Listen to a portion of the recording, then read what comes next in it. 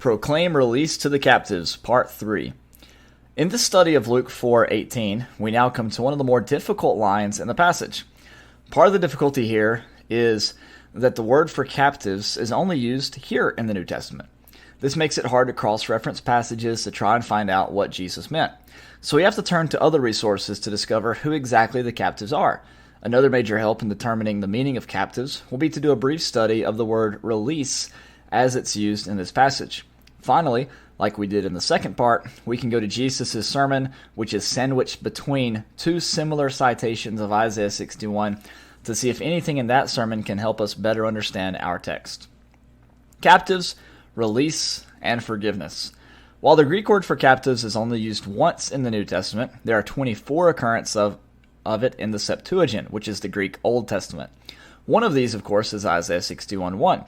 So since Jesus has no problem translating the Hebrew into our word in the Greek, those other 24 occurrences may come in handy. The Septuagint uses this word to talk about kidnapped livestock, exiles, and prisoners. Seeing that the Jews were under Roman occupation, the most obvious option to us would be to read this as some sort of liberation from Roman occupation, something they would have associated with the arrival of the kingdom of God. While the above solution appears to be the most natural, there's a small catch that has to do with the word release. In the New Testament, this word is translated forgiveness in 15 out of 17 times. When we look at the Hebrew word, which is only used 7 times, it appears to be primarily connected with the year of Jubilee. The year of Jubilee was a year when debts would be forgiven, property would be returned, and when people who sold themselves into slavery to pay off debts would be released. This is how the term is used in Jeremiah 34 as well. But Jeremiah also reveals that this commandment wasn't followed consistently and that some were profaning the name of God by taking back his male and female servants who had been set free. With all of this background information, let's take a look at Luke 6. Jesus' sermon in Luke 6. Since we already covered this passage in the previous article, let's just look at one short passage. If you lend to those from whom you expect to receive, what credit is that to you? Even sinners lend to sinners in order to receive back that same amount. But love your enemies and do good and lend, expecting nothing in return, and your reward will be great, and you will be sons of the Most High, for he himself is kind to ungrateful and evil men. Be merciful just as your Father is merciful. Do not judge, and you will not be judged, and do not condemn, and you will not be condemned. Pardon, and you will be pardoned. Give, and it will be given to you. They will pour into your lap a good measure, pressed down, shaken together, and running over.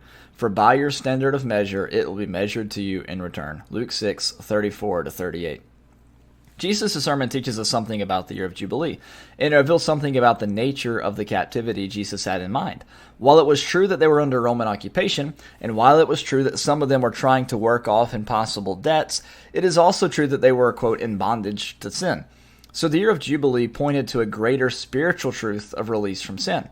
The kingdom of God provides an escape from both. On one hand, our King Jesus shows us that God is a God who forgives. On the other hand, the heavenly kingdom of God overthrows all principalities and powers. It tears down kingdoms and crushes the most oppressive nations like the stone in Daniel 2, because all of the kingdoms in the world are temporary while it is eternal.